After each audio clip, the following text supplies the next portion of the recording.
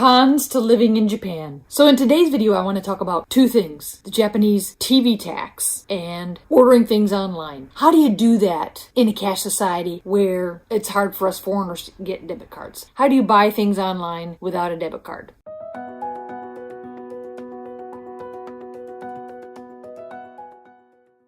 And then there is the Japanese TV tax. That's what I call it. Nobody else calls it a tax, but it is a tax. You're required to pay it according to Japanese law, but they don't call it a tax, but it is. So what's going on is there is a Japanese broadcasting company called NHK. NHK are the initials for the Japanese that roughly translates to Japanese Broadcasting Organization. It's the organization part. I'm not exactly sure how to translate, but it's the Japanese Broadcasting Organization, Nippon Hoso Kyokai, that we are legally bound to pay for if we have a TV. Do you really have to pay? Well, yeah, you're supposed to. If you do any studying of Japanese from the NHK website or watching of NHK programs or dramas, yeah, that's me, as well as some 80% of Japan that's paying for that. I heard that in this prefecture, in Akita Prefecture, over 90% of the prefecture are illegal, supposedly, having paid their TV tax to NHK. This is from the Japanese broadcasting law. The NHK people, well, actually, NHK hires these people, and they will go to your door, and they'll ring your doorbell, and when you answer, they will talk to you until you choose to pay. I suppose you can just kick them out if you really don't want to pay. The thing is, if we sign a contract with them, we are legally required to pay, and they can go after you. Apparently, if you don't sign a contract with them, then there's nothing in the law that talks about a punishment for that. So apparently, if you don't ever sign a contract with them, you don't actually have to pay, supposedly. I wouldn't try and do that though, but I have actually, to tell you the truth, because I have kind of ignored them when they come to the door. And one of the most common ways to take advantage of this loophole that people do is to simply not answer the door. If they look through the peephole and they can see that's an NHK guy, they'll be like, not opening the door, just pretending like I'm not here. I've heard that some people will actually hide their TV and let the NHK guy in and say, see, I don't have a TV. You can't charge me. I've also heard of foreigners playing the "Me no speaky Japanese" card, but then the NHK people just come with somebody that speaks your language, so no getting around it. The thing is, I rarely watch those shows that are on the NHK stations. There are several of them. I mean, I like Japanese TV, but for the most part, I'm not interested in NHK shows. I have a couple of NHK channels that come out on my TV, as a matter of fact. They're not in the main 4 channels. There's like this other, like cable. I don't know if it's system or what actually it is. It's BS. I don't know what BS stands for. Well, maybe I do, but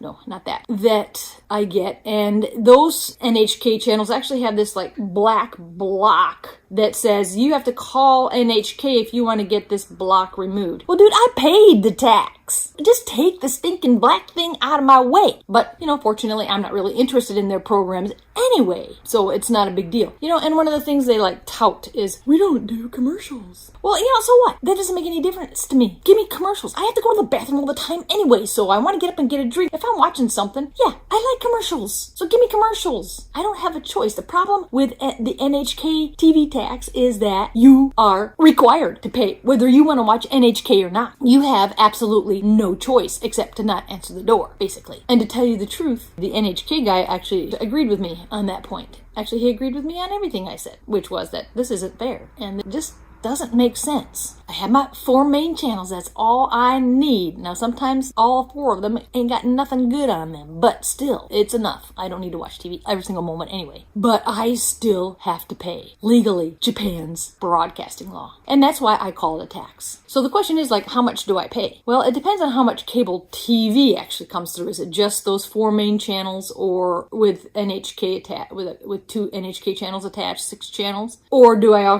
also get some cable? And I do. I have one of the cable systems. It just came with the apartment. I didn't order it. It just came with the apartment. So I'm paying for it via my rent, I guess. And with that, it costs about $20 a month. $20 a month for something I don't even want. Do I look like I made of money? Well, even if I were made of money, which I'm not really made of money, but if I were made of money, it's the principle of the thing.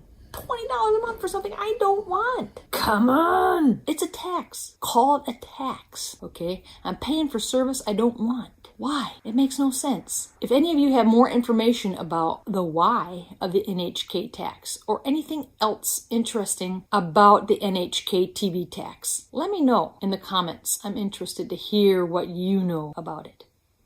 One more thing that I wanted to talk about was Amazon Japan, or just like ordering things online in Japan. It's a problem. It's a problem because it's just too easy to order things in Japan. You can order a lot of stuff online in Japan. As a matter of fact, actually, to tell you the truth, I was worried about moving to the countryside of Japan, wondering how I was ever going to get all the little things that I might need to settle into an apartment. But Amazon came to the rescue. This chair I'm sitting on, ordered it from Amazon. Not sure where I would have had to go to be able to get a chair like this one. I did go to a store in a bigger town down in the neighboring prefecture, but they didn't have any comfortable ones. None that would work for me. So I was able to kind of take a risk with ordering one via Amazon, and it's great. It's perfect for me. So yeah, ordering online, way too easy, way too simple, way too convenient.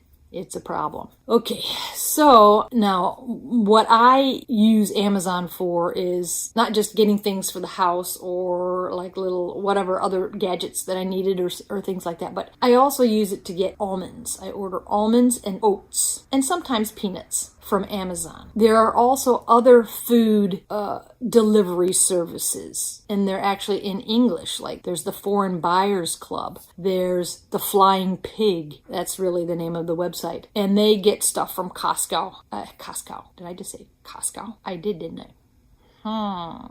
They get stuff from Costco and we'll give it to you. I'll give it to you. Yeah, right. They're going to give it to me. No, they're not. They're going to make you pay for it. And it is not inexpensive to get these foods delivered to you, but you can get them. Like oats is not a thing in Japan, but I can get them using Amazon. I could probably get them using those other two companies as well, which I used when I lived in Nagoya. When I lived in Nagoya, I would eat Cheerios then, and I could order Cheerios through there. I would order also Parmesan cheese through them, and also almonds. I ordered almonds through them too. I was eating almonds then too. It's not necessarily cheap, but you can get a whole lot of stuff this way. You're pretty much covered here. It's great.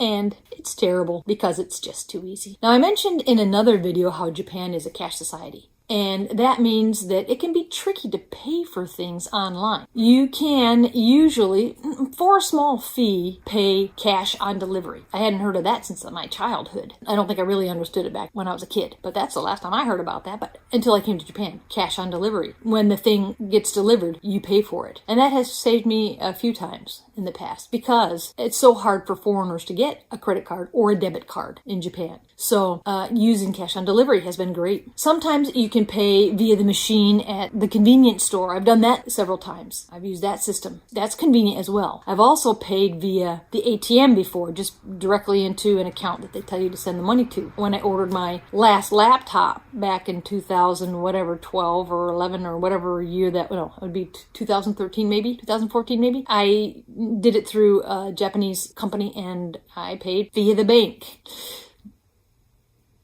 I forget the exact term for it, but I used the ATM and paid for it that way. Now, some of these companies, like I mentioned, the Flying Pig and the Foreign Buyers Club, they have English. Amazon tries to do English as well. You can get a lot done with English in Amazon Japan. Now, I usually do everything in Japanese, and I remember when I was setting up to get my stuff delivered to a convenience store instead of to my house, which is also a real convenience. Yeah. And it's convenient because then you don't have to worry about being home when the delivery comes, because they won't tell you specifically. It's kind of hard for them, I'm sure, to tell you specifically what time they're going to come. Sometimes even if they say, okay, we're going to come between this time or this time, well, I'm going to be home during this time, so that doesn't help me any. Or I'm going to be gone during this time, so that doesn't help me any. You can have it delivered. Some things, the smaller things, you can have delivered to a convenience store. So that's really convenient. But anyway, when I was setting that up on Amazon Japan, I could only do that in Japanese. So you have to know Japanese to be able to do that piece, unless it's changed. Now, also, paying can be a little tricky again because of this cash society thing going on here. And I should clarify one more thing about my Amazon account before I lose light out here for my lighting. I just use natural lighting in my videotaping. But did I say videotaping? I did, didn't I? You know what I mean. Anyway, one more thing I should mention is that to set up my Amazon Japan account, I did have to use a credit card or a debit card. I don't actually have a credit card. I only have a debit card. So I had to use my debit card from my American bank. I just don't actually ever pay using my debit card, but I did have to set it up like that. Just wanted to clarify that you do have to actually have a debit card or a credit card to be able to open an Amazon account, unless they've changed something. Because I use Amazon so much, what I do is I use gift cards. So I go to the convenience store or I go to the grocery store and I get myself an Amazon gift card with enough money on it to be able to buy what I want. I have to think of delivery things and things like that. But if you get the right gift card, you can actually specify an exact amount. And anyway, then I take that gift card and I apply it to my account and I pay that way. So I never have to use my American credit card because I don't get paid in America. I get paid in Japan. I want to minimize the use of my American credit card because there's no income going into that thing. And so I use this gift certificate route to be able to accomplish things. Now, there are actually a couple of problems with using a gift card. First of all, with a debit card, for example, they'll take out the exact amount. When you get a gift card, it's hard to get the exact amount, so you may actually have some money left over. And then, when you're done with Japan, you move to Mozambique, then, you move someplace else, you got this money left on your account in Amazon Japan. And, I had things like that when I left China, too. There's a little bit left in the account. There's just no way to totally clear out all the money in some of those accounts. Second of all, you have to plan ahead. You can't always do it on the spur of the moment like you possibly could if you were using your debit card. You have to get the gift card. And if you estimate how much you need, you bring the thing home and then you remember, I forgot about this. I need to get this too. So you got to go back to the store. Or, for example, you didn't realize you actually have to pay for some shipping for one of your items or something like that. You just don't have enough money in your account to be able to get it. So you need to go back to the store and get another gift card. That does happen to me sometimes. I do that to myself upon occasion. Did I just say do? So there are a couple of limitations to it, but mostly it works great for me. Amazon Japan. You're just too convenient. Have to use self-restraint. Don't like that.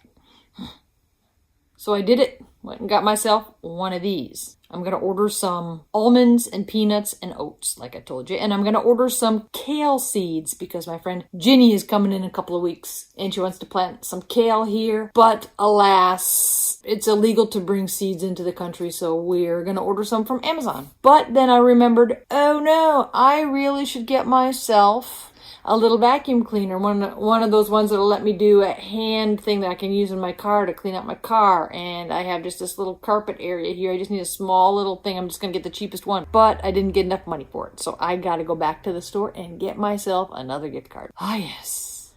If you listened all the way through to this point, I thank you so much. If you're interested in more things about Japan or just my experiences, why don't you consider subscribing? Then you can keep track of when I have new things that come out. Thank you so much, my friends. See you next time.